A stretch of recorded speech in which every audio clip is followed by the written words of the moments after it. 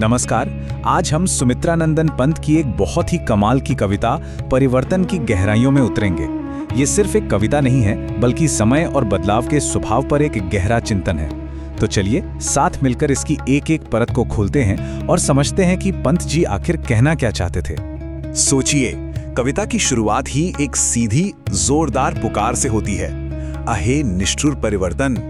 पंत जी सीधे सीधे परिवर्तन से बात कर रहे हैं, उसे एक क्रूर, एक बेरहम शक्ति बता रहे हैं। बस यही एक लाइन पूरी कविता का मूड सेट कर देती है। यहाँ एक टकराव है, कुछ सवाल हैं और शायद थोड़ा सा डर भी है। कविता के पहले हिस्से में पंत जी परिवर्तन को किसी आम बदलाव की तरह नहीं देखते। नहीं, उनके लिए ये एक विनाशकारी, एक कॉस्मिक फोर्स है।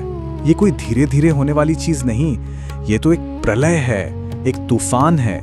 और यहाँ पंत जी एक बहुत ही जबरदस्त तुलना करते हैं। वो परिवर्तन के इस खेल को भगवान शिव के विनाशकारी नृत्य यानी तांडव से जोड़ते हैं। वो कह रहे हैं कि ये जो दुनिया का दुख भरा विकास है ना, ये जो बदलाव हम देख रहे हैं, वो असल में और कुछ नहीं बल्कि परिवर्तन का ही तांडव नृत्य है। अब देखिए, इस बात को समझने के लिए तांडव का मतलब जानना जरूरी है। तांडव सिर्फ विनाश का डांस नहीं है, ये शिव का वो दिव्य नृत्य है जो विनाश और फिर से निर्माण, मतलब डिस्ट्रक्शन और क्रिएशन के पूरे कॉस्मिक साइकिल का प्रतीक है। तो जब पंत परिवर्तन को तांडव कहते हैं तो वो सिर्फ तबाही की बात नहीं कर रहे हैं, वो एक ऐसे चक्र की बात कर रहे हैं जिसमें अंत और शुरुआत दोनों ही शामिल हैं। तांडव के इस विशाल शक्ति को दिखाने के बाद कवि एक और दमदार इमेज हमारे सामने रखते हैं। वो परिवर्तन को एक पौराणिक, कई सिरों वाले सांप के रूप में दिखाते हैं। एक ऐसा सांप जिसकी पकड़ से कोई भी बच नहीं सकता। क्या कमाल की कल्पना है। वो परिवर्तन को वासुकी कहकर बुलाते हैं, वो पौराणिक सांप जिसके 1000 फन थे। अब ये 1000 फन किस चीज का प्रतीक है? ये दिखाते हैं कि परिवर्तन कितना विशाल है, हर तरफ फैला हुआ है और कितना खतरनाक है। मतलब वो हर जगह है, हर दिशा से हमला करता है और उससे बचना लगभग नामुमकिन है। तो सवाल ये उठता है कि ये जो विनाशकारी शक्ति है, ये जो तांडव है, ये आखिर नष्ट क्या कर रहा है? कविता का दूसरा हिस्सा हमें इसी नुकसान और उदासी की गहरी भावना से जोड़ता है, उस चीज के लिए दुख जो अब खो चुकी है। ये पंक्ति तो जैसे हर उस इंसान के दिल की आवाज है जो अपने अतीत को याद करता है। एक गहरी नॉस्टैल्जिया है इसमें।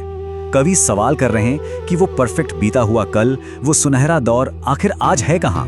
ये एक ऐसा सवाल है जो हम सब कभी ना कभी खुद से पूछते हैं। और ये तुलना देखिए बिल्कुल साफ कर देती है कि कवि की नजर में क्या खो गया है। एक तरफ था स्वर्णकाल जहां सत्य था, समृद्धि थी, सिद्धियां थीं, और दूसरी तरफ है आज की दुनिया जो पाप, दुख, गरीबी, बुढ़ापे और मौत से भरी हुई है।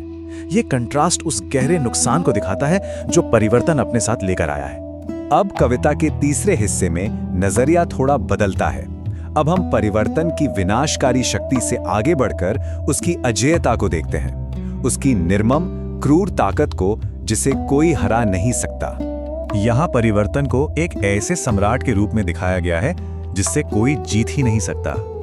एक विश्व विजेता जिसके सामने दुनिया के बड़े से बड़े राजा महाराजा भी सिर झुका देते हैं। ये लाइन परिवर्तन की सुप्रीम पावर को स्थापित करती है।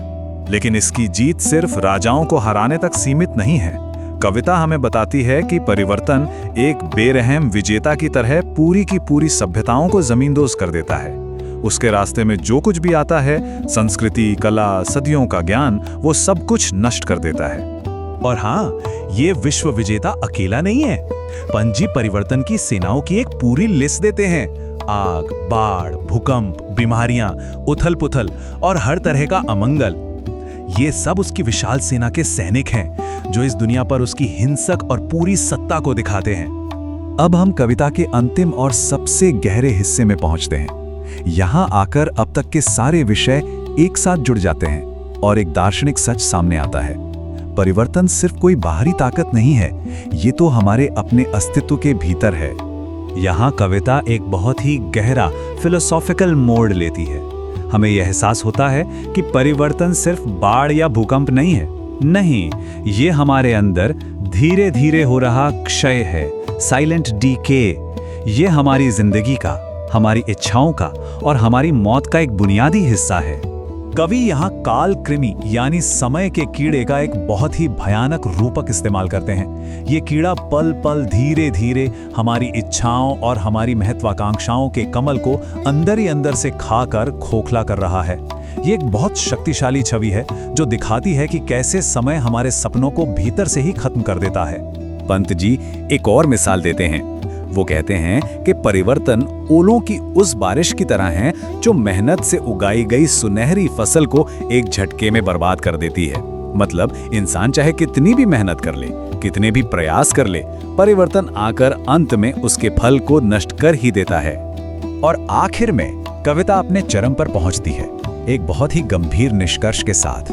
ये पूरी कांपती हुई दुनिया, ये रात के आसमान जैसा पूरा ब्रह्मांड असल में और कुछ नहीं बल्कि परिवर्तन का ही एक बहुत बड़ा कब्रिस्तान है, एक समाधि स्थल है। हर चीज जो आज मौजूद है वो इस बात का सबूत है कि परिवर्तन ने उससे निगल लिया है। तो क्या परिवर्तन सिर्फ अंत है, सिर्फ विनाश? लेकिन याद कीजिए तांडव का प्रतीक, क्या हर विनाश एक नए निर्माण का रास्ता नहीं बनाता? कविता हमें इसी बड़े सवाल के साथ छोड़ जाती है। क्या परिवर्तन वाकई एक क्रूर अंत है या फिर ये कभी ना खत्म होने वाली शुरुआत का वादा भी है? इसका जवाब शायद हम सबको अपने अपने भीतर खोजना होगा।